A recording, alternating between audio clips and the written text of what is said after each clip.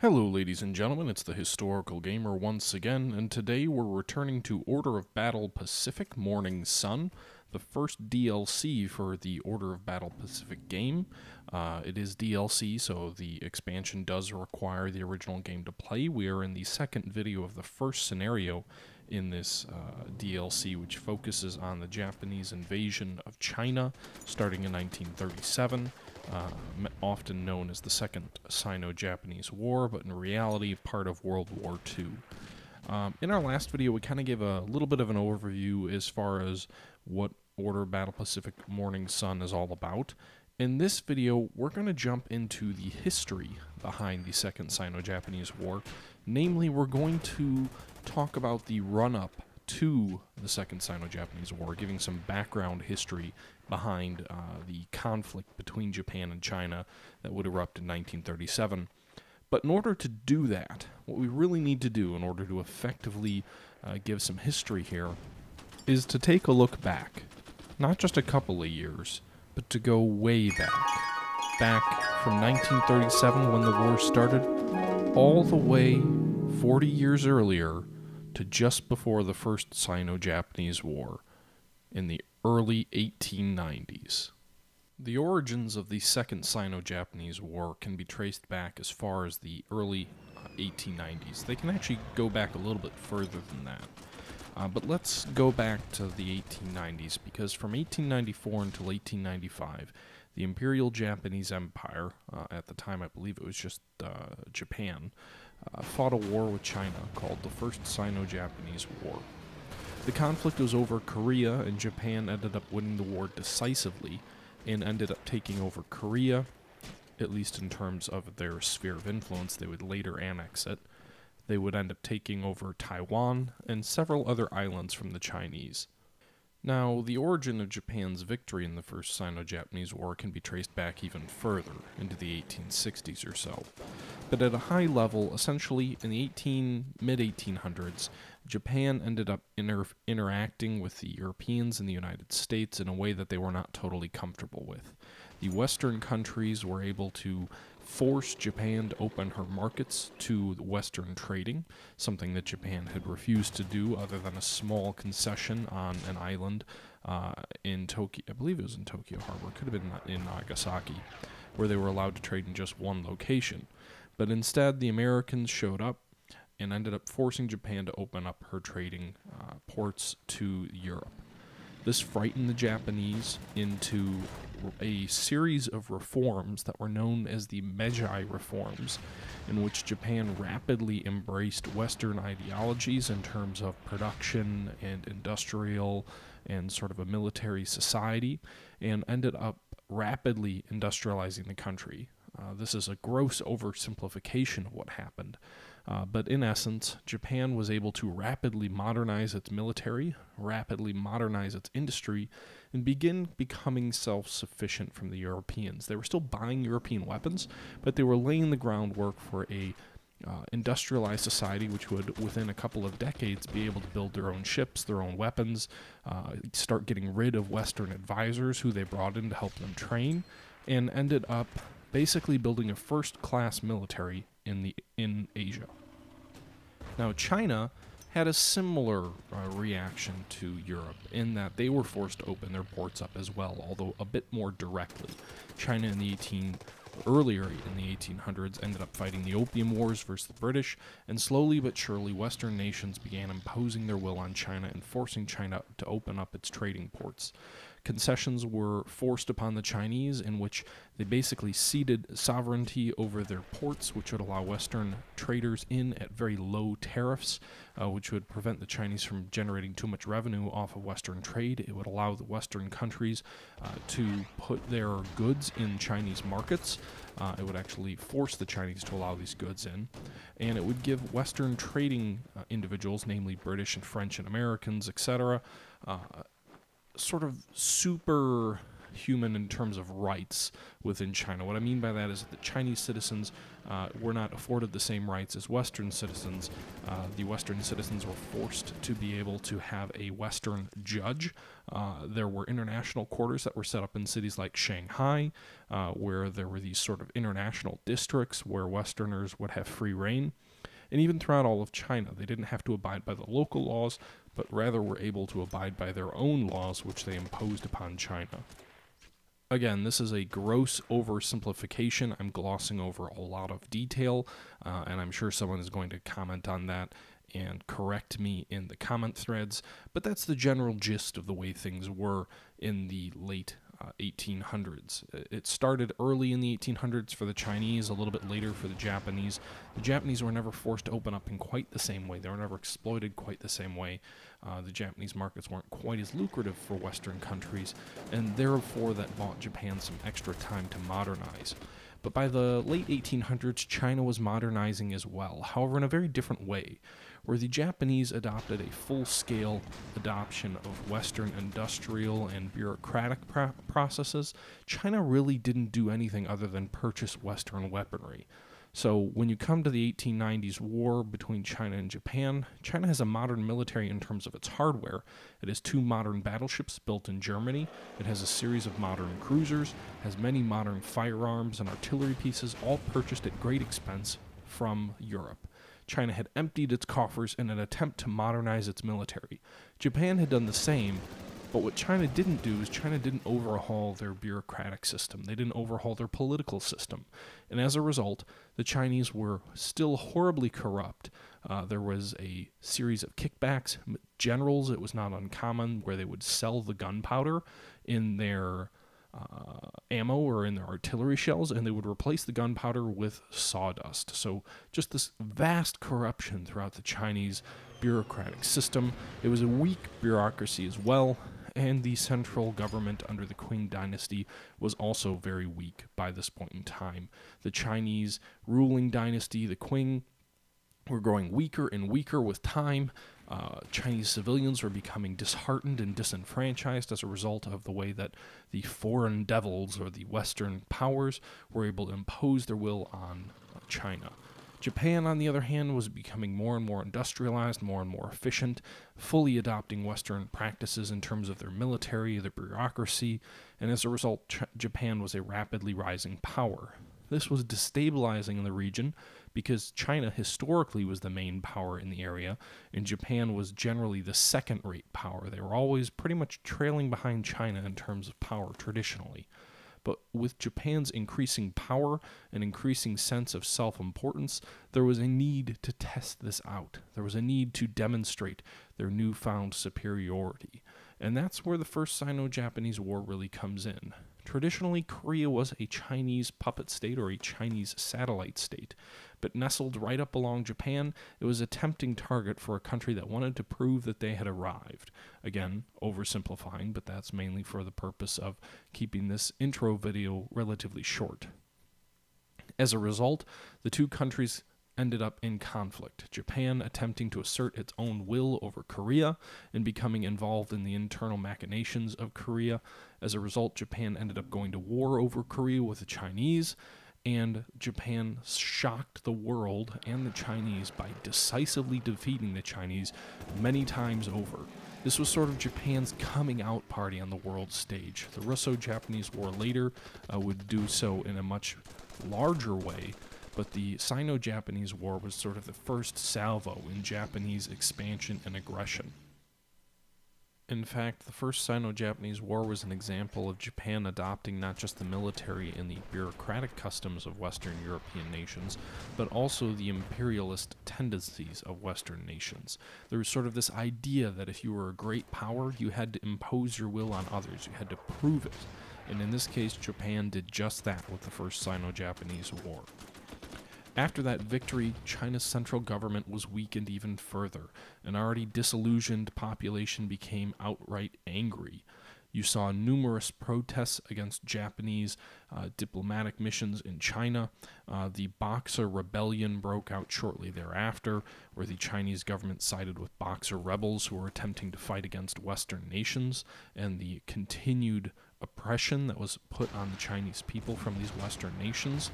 The rebels were defeated by a multinational force of 7 European nations and Japan, a force of some 20,000 men, which again embarrassed the imperial Chinese forces and ended up routing them from the field, lifting a siege of the international sort of legation within China, and ended up imposing more harsh terms, opening up more ports and giving more rights to European nations. As a result, it wasn't long until the Qing dynasty fell. In 1911, the Qing dynasty fell, and a Chinese republic was formed. The initial movements by the Chinese favored sort of a Western-style republic with elections, prime ministers, and government modeled largely off of Western influences. However, this was not the stabilizing factor that one would think. China had historically been ruled by monarchies or sort of family dynasties between the Qing dynasty for the last several hundred years to many other dynasties dating back thousands of years. Having a sort of representative government was something completely novel in China and something that hadn't happened before. And the other problem is that because of all these intrusions by Western nations and Japan as well, the fact that the Chinese really didn't control their own sovereignty, and now you have a revolution with an established, admittedly corrupt, but an established family falling out of power and ending up being replaced with something totally new and unique to the Chinese system, all led to incredible weakness within the Chinese Republic, so that before long, many separate warlords had all sort of created their own little fiefdoms. Basically, the military generals throughout China took the opportunity to create their own kingdoms to enrich themselves and basically divide China up. However, before the warlord situation really got out of hand, the First World War broke out in Europe. And China was not uninvolved. When World War I broke out in 1914, China ended up siding with the Western powers. The thought that the Chinese had was if they sided with the Western powers against the Germans, then when Germany was defeated, China would be able to regain Germany's ports. So the port of Tsingtao, for example, and the peninsula that was accompanying that, as well as other German economic interests within China, the thought process was that, well, maybe once we win the war, we'll be able to get all this territory and land back and strengthen ourselves by siding with the Allies. Unfortunately for the Chinese, the Western Allies made the promise of doing all of that to the Japanese to get them involved. So the Western Allies promised the Chinese that they would give the German territories back to China. They also promised the Japanese that they would give the territories to Japan. And when the First World War ended, despite the fact that China sent more than 100,000 people to the Western Front to basically construct things, they were construction workers for the Western Allies, and kind of labor. They didn't fight in the trenches, but they did play a big role in helping the Allied war effort out. Despite all of this, the Western Allies sided with their promises to Japan and rewarded Japan all of Germany's Chinese colonies when Japan was defeated at the end of World War I. This again led to more embitterment and again further weakened the Chinese government, so that after World War I, there were more riots against the Japanese and there was more civil unrest. And this is when you really start to see China fragment into the sort of warlord kingdoms that it's known to be before World War II. Now, around this time, China's ruling party was known as the Nationalist Party, and the party was ruled by Sun Yat-sen, sort of the founding father of nationalist China in this era. They had been dealing with all these different struggles, and they had been relegated to basically being limited to one kind of provincial area in the southwest of China. Shortly after a lot of these unrest began, Sun Yat-sen passed away, and after a brief struggle within the Nationalist Party, Chiang Kai-shek rose to power and ended up replacing him and becoming the leader of the Nationalist Party. Shang took power in China in 1928, and he's an interesting figure. We'll probably have a video as we go through this series and need to talk about some things in more detail where we go into kind of a deeper dive of Shang's personal history. But at a very high level, Chiang Kai-shek was educated militarily in Japan, which is another point worth pointing out. Despite the fact that China and Japan were often in conflict in this time period, there was almost a sense of sort of brotherly respect between the two countries. The Chinese, despite losing and fighting against the Japanese, marveled at the success that Japan had in resisting Western imperialism, marveled at Japan's ability to reform itself and deal great successes against the Russians, against the Chinese, and any other struggles that the Japanese had to face. So there was a healthy dose of respect between China and Japan, where China was kind of looking up to Japan as the model to follow, and as a result, a lot of Japanese would either end up being in exile in China or in Japan, or sorry, a lot of Chinese would end up being in exile in Japan when they were fleeing the Qing before the Qing were overthrown, or they would end up being trained in Japanese military academies. And Chiang Kai-shek was one of those who was trained in Japanese military academies. Also, after the First World War, when China felt disillusioned with the Western nations, they befriended Soviet Russia, which had just gone through their communist revolution, because they were looking for help from European nations to help strengthen their military, help strengthen their training, and give the central government some legitimacy. The European nations all shunned them, but the Russians ended up embracing the Chinese. Lenin, and actually more accurately Trotsky, thought that perhaps China could be a bastion of communism and help spread the worldwide revolution, although the Russians thought the Chinese were too backward to really pursue Soviet revolution by themselves, so they ended up compromising and supporting the Nationalist Party in China with the hope that a nationalist China could stand on its own 2 feet and maybe eventually transition into a full-fledged communist state. Around the same time period, the Nationalist Party merged with the Communist Party in China to strengthen both. Both parties were relatively weak. The Communists were extremely weak. The Nationalists were somewhat weak. And it was an alliance of convenience where the Communists and the Nationalists came together to form a unified front.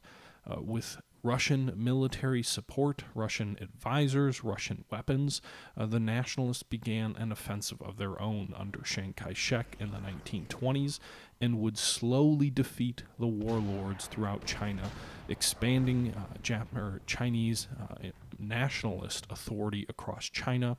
They didn't fully eliminate the warlords, but they were ending up becoming more and more unified and becoming stronger and stronger, starting in 1928 with Chiang Kai-shek's rise to power and numerous military campaigns against the warlords.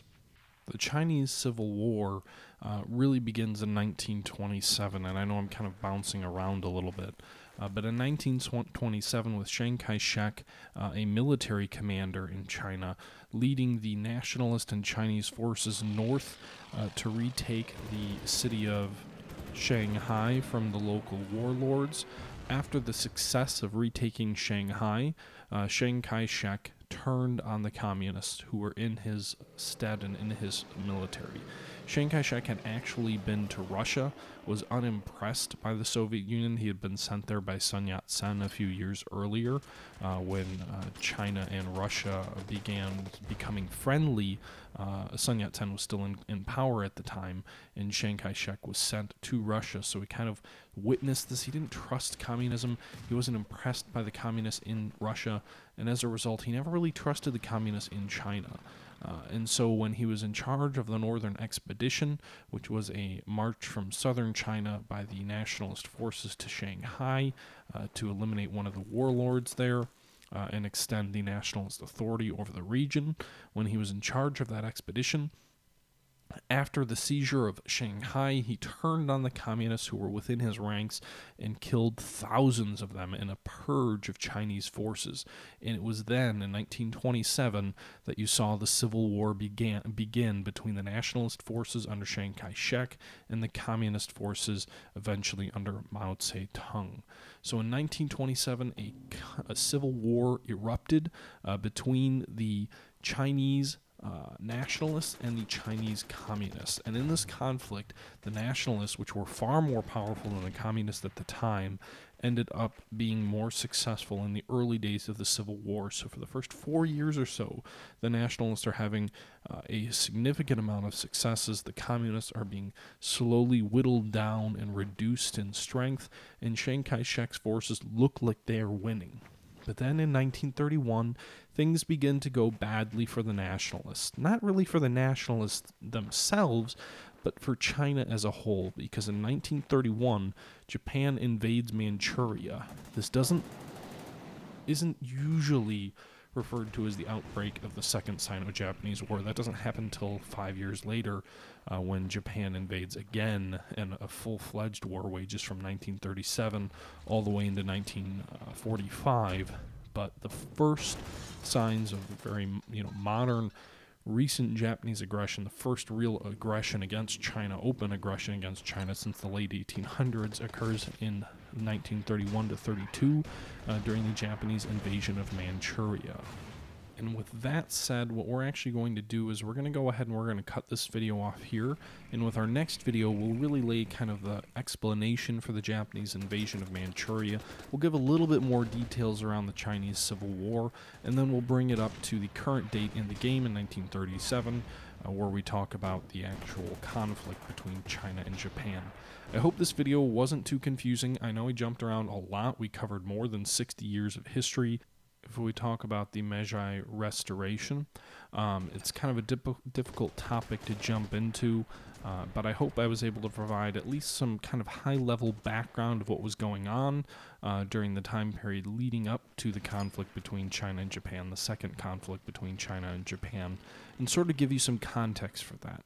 Let me know your thoughts, though, in the description or in the comment thread. I'm interested to hear what your thoughts are. We'll have to slow down starting in the next episode to do a little bit deeper of a dive, and we may return to some of the topics and issues that we discussed. I think we'll certainly do some, character bios as the series goes on.